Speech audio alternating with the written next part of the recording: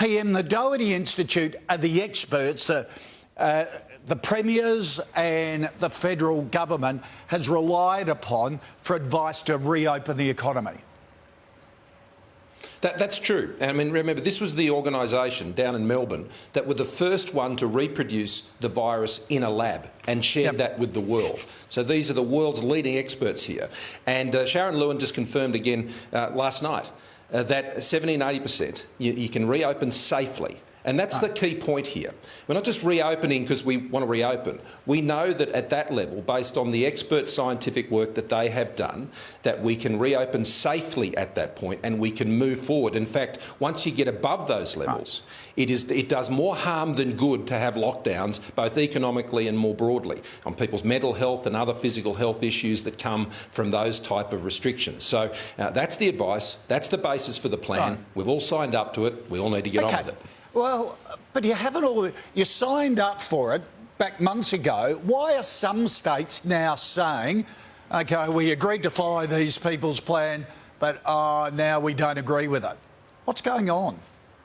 Well, if it's not at 70 and 80%, then when? I mean, when? I mean, and the point is, once you get to 70 and 80%, what we also need to bear in mind is first dose rates will still be even higher than that. And also those in our most vulnerable populations, our elderly in particular, they'll be at even higher rates than that, double doses. And that's why by getting the elderly vaccinated early, that has put an additional layer of protection in. And we're seeing that even with the Sydney outbreak now compared to the Melbourne outbreak last year, that the level of fatalities are significantly lower because we're able to vaccinate, particularly those in our aged care facilities. So, Look, I think there's some hesitation based on the fact that there's been more cases that have occurred in New South Wales, but as the Doherty Institute made clear again yesterday, that doesn't ultimately have an impact on the conclusion of their modelling. What it does mean is, as you just heard in the intro, your previous person you're interviewing, of course you've got to get things right in your public hospitals and your health system, and that's the work we need to do. We should just be preparing for that, walking into the plan, not walking back from it, because Australians are doing the right thing. And 8 out of 10 Australians who've done the right thing and got vaccinated, well, the plan was a deal for them. It wasn't a deal with me, it was a deal with them. And so that means we need to move into that so families can be reunited, we can get into the new COVID normal in the future. We've got to get out of the cave. OK, but Queensland and WA want to stay in the cave. They're saying we're backing away from that blueprint. Well, we'll see. We'll see. And, you know, there's a lot being said now, but several months down the track, you know, you've set out, I mean, everybody's got their predictions about when these marks will be hit. But as each day passes and 300,000 more people each and every day vote to get with the plan, get vaccinated and move Australia forward, I think as each day of that passes, I think we'll be able to address any of the concerns and fears. And I think the key concern, with great respect to my colleagues, is that we need to make sure that the public health response, because there will be cases. I mean, we've got to change our mindset.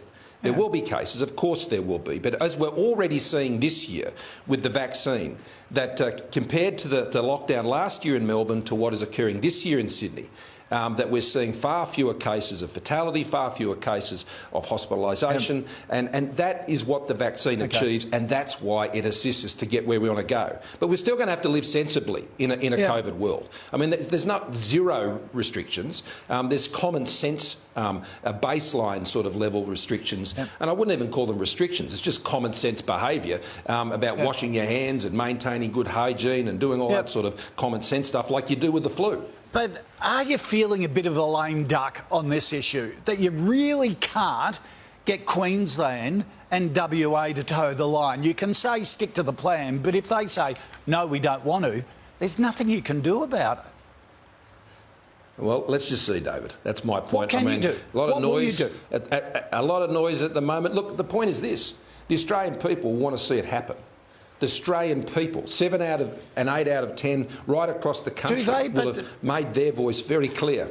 Yeah, but and that's why, David, I have confidence. Look, there's lots of hypothetical discussions about what people might and might not do. Let's just see what they actually do. Yeah, but and we'll keep working together between now and then to open up the country. And so I'm not intimidated by it. I'm not worried about it. What I am focused on doing is ensuring that we continue to address issues that are raised, make it very clear that we can open up safely at those marks, we prepare our health system. You know, we embrace this, we move into it. That's what Australians expect of us around the country to get it done. Mark McGowan and Anastasia Palaszczuk are extremely popular in their states. So basically their communities are saying, we back you. Well, let me be clear. There is nothing more powerful to deal with COVID than the vaccine. There's no government, there's no individual, there's no set of border protections that is more powerful than the vaccine.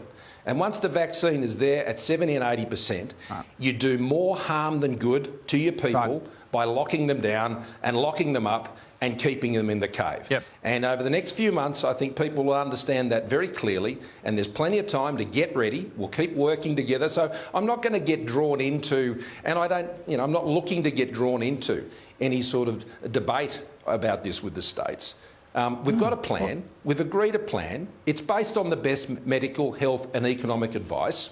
And so we've got to get on with delivering that plan. Others will try and draw us into conflict and debate and all of that sort of stuff. That's you're what not happens. agreeing. But we'll just focus on the plan. Well, we want you to all do that. Can you guarantee that we'll be able to have Christmas with family and friends interstate? I believe we will be able to be in that position if we hit those marks of 70 and 80%, because there's no reason why you shouldn't be. That's the whole point. Okay. I mean, you get to 70 and 80%, what possible reason would there be to prevent that? So, I mean, that's the compelling argument. It's not a deal with me. It's a deal with the Australian people who are keeping up their end of the bargain. And they expect the political leaders to keep their end of the bargain. Now, you're right, the Commonwealth doesn't have control over public health levers. That's true. We've known that since the start of the pandemic. John Howard made that point himself. I mean, I think these powers of the states were not as well known at previous times because we didn't have pandemics running like we do now. I think people are very alive to the very important powers that states and territories have. But that also means they have great responsibilities. And those responsibilities are to support the health and the economic well-being of their states, which I absolutely believe they're committed to, and that's why I believe we'll get this done. Yeah. OK, so you believe but you can't guarantee. And that's the problem with the Federation in a pandemic. Should you have imposed a health emergency so that the federal government can be consistent and we have consistent rules for everyone right across the country?